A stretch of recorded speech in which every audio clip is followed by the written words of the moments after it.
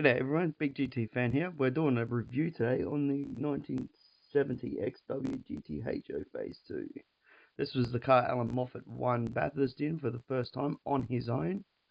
Back then you could do solo drivers or a team effort. Well, Alan Moffat decided to go it alone.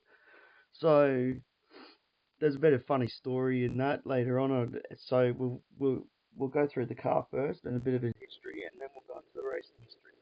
So this is an XW 1970 GTHO Phase 2. The GTHO program came in 1969 with Alan Moffat and Al Turner. Well, they were the fathers of the GTHO, so had to um, they had to get a car to go around corners better, had to handle better, walk run for Bathurst, and they were actually made They're actually made with racing in mind. They were homologated, 280 were homologated for Bathurst in 1970. This is when they changed to the Cleveland engine from the Windsor. In 1969 had the Windsor engine. So they had to overcome a bit of technicality problems with the oil surging, piston failure. I know John Goss said on his interviews that when he got to Bathurst, he had piston failure in the Cleveland engine on the 351. So when he got there, well, he wasn't alone because everyone else had piston failure as well. So what they did is they went away and they had to sort it out, and they come back and they actually ripped the pistons out of Max McLeod's car, his company car, because it was there. That's basically how they raced with that. But anyway, get back to Alan Moffat. Well, when he started the race, he didn't know he couldn't figure out how he was going to win it at the start alone. But coming to about 5 hour mark, something was getting pretty um, pretty hot to hold back. It looked like he had to go to the toilet. So in them days, you can't pit stop. Pit stops are about, get a wait. So pit stops are about 2 minutes, 2:30. So he come into the pits, had to do what he was doing, and then as he was doing it, he gets a knock on the window, and it's Evan Green from Channel 7, and he goes, "Alan, would you have a minute?" And Alan just didn't want no bar of it. He just wanted to do what he wanted to do, had to get it done, get back on the track, and he said that it took about 5 laps to get him in the manner that he started the race. So we'll look at this car anyway. So as you can see, it's got the Cleveland engine, the 351 Cleveland. Had a rating of 300 horsepower. Had the high riser manifold on it. The 780 Holley carby. It had solid camshaft for racing, and it had a 3-5 diff ratio gears with Detroit locker diff, 31 spline, and had a large tail shaft, closed ratio 4-speed top loader gearbox. Had the twin point distributor. It says on here in the information that it was a 750 Holley, but it wasn't. It was actually 780. But you know, um, it could do 0 to 60 in 6.4 seconds. So top speed was 135 miles an hour, which was not, which the racing models could do well over. The racing homologated ones could do well over 140. They could do nearly up to 150 mile an hour, depending on diff ratios and gears. And standard quarter mile for this one was 14.2 seconds. So it was actually faster, quicker than phase 3 over quarter mile. But the lap time for Moffat in 1970 was 2:48, lap time, but then he smashed that with the phase 3. I think he done like a 2:38 or something, so he knocked 10 seconds off it. So we'll look at the car anyway. So what we've got here, if you check out the bonnet, on the scoop on the bonnet, well, that's not actually that's actually air screw. Well, that actually used to be to cool it was to cool the brakes down, the brake booster down. Um, this had the air tank. It had the brake master cylinder air tank. That was for cooling of the brakes also. Um, we had inside the car, we have fully instrumented dash. Now all cars, the door trims existed, everything. The only difference was the roll cage and the exhaust modifications, more or less.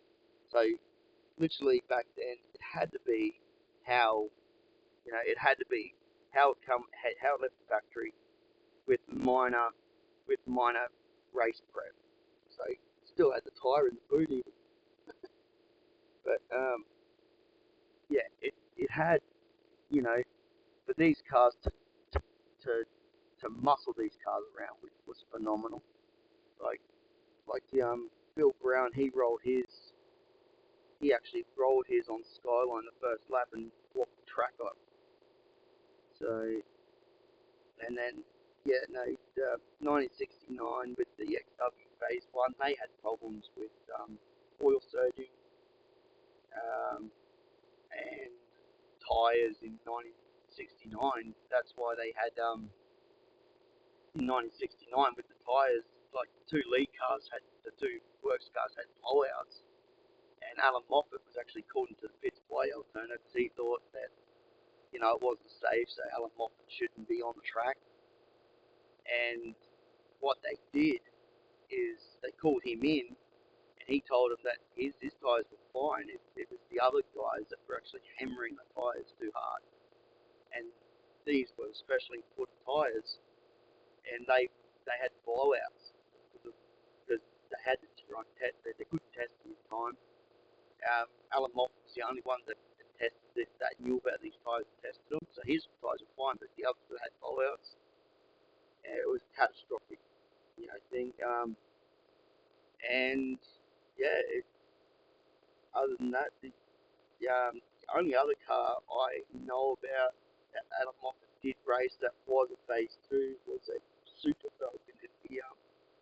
If everyone knows about the Super Falcons, well, he actually raced one in the improved production series, but he didn't like it. He couldn't develop it anymore, so he went to the Mustang. If everyone knows about the Trans Am Mustang in the Trans Am series.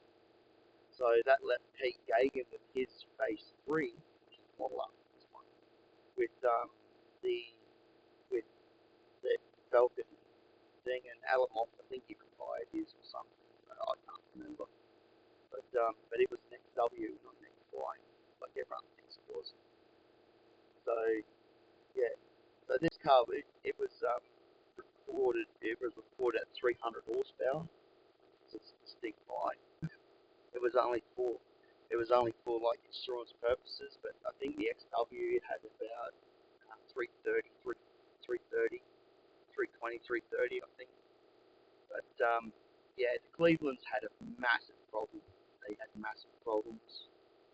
This is when they started, like after 1960, like after 1969, when they dropped the Windsor engine. This is when the cars started losing. And then we get into like the XB coupes and stuff, and the XA coupes. Well, I think John Goss was the only one that won in the coupes, and Alan Moffat, his car was actually crippled in 1977. He actually finished the race, that 1-2 finish with Colin Bond. He actually finished the race with no brakes. He actually started the race with no brakes. The brake pedal was actually on the floor. So, and yeah, it's amazing the stories that we hear from these things. But when Al Turner, when he come on the scene when he come on the scene in 1969, he took over from Harry Firth, but Harry Firth was actually in 1968. Harry Firth was actually working with Ford and Holden. So he started the Holden dealer team in 1968 while managing the Ford Works program, Ford racing team in 1968. He was managing that, but he knew that they were going downhill. So in 1969, he was actually prepared. He prepared himself and went to Holden, and they gave him a far better deal than Ford did. And he literally told Turner, he said to Turner, look, you're going to lose, mate. He literally told him, I've got it over you. So in 1970, because they couldn't work out with the HG Monaro, they couldn't work out the brakes and weight of the bigger vehicle. So what they did is they actually went down to the Tirana vehicle, which I'll do a review on later on in another video. They went down to the Tirana vehicle, and well, in rally and track, the Tirana was unbeatable, but at Bathurst, they'd get them up on the straights. But I think the LC in 1970, it had problems with camshaft problems. It had camshaft problems, and with Peter Brock and Colin Bond revving the engines too hard. Well, they were blowing these little Tiranas up, so that left the Falcon with a good advantage over the GTH. It left the Falcon, the GTHO, a good advantage over the Tirana in that way. It's like thankful that Alan Moffat's car did hold up. There was no piston failure or nothing, during the race. But yeah, I really like the history of I really like the history about Bathurst, and how them guys literally work the cars. Because today, my opinion is Bathurst is really the computers are controlling cars these days. They know everything from the pits. Back then it was down to the driver and the car. The driver literally had to work that car. Like, I heard the story of Alan Moffat. He had a rule that it was uh, he had a brake pedal rule, like 3-3-2. Say 3 pumps on the brake. He'd be going down Conrod, and he'd be pumping that brake pedal up from Murray's Corner, and he'd be pumping the brake pedal up with his left foot while on the accelerator, and then he'd be pumping it up, and then he'd cross over to the clutch, push the clutch in on Murray's Corner, and make sure that brake pedal worked for the last corner into Murray's Corner and back onto Mountain Straight.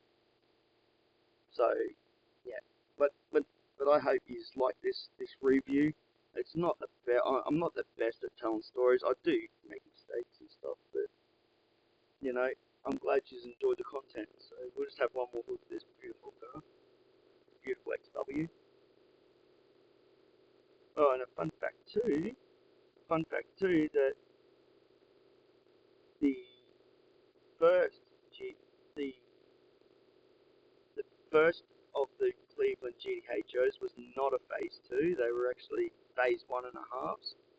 So what they did in the end of 1969 is they were developing the Cleveland engine, and a few of the Windsor-powered GTHOs were actually built with the Cleveland engine.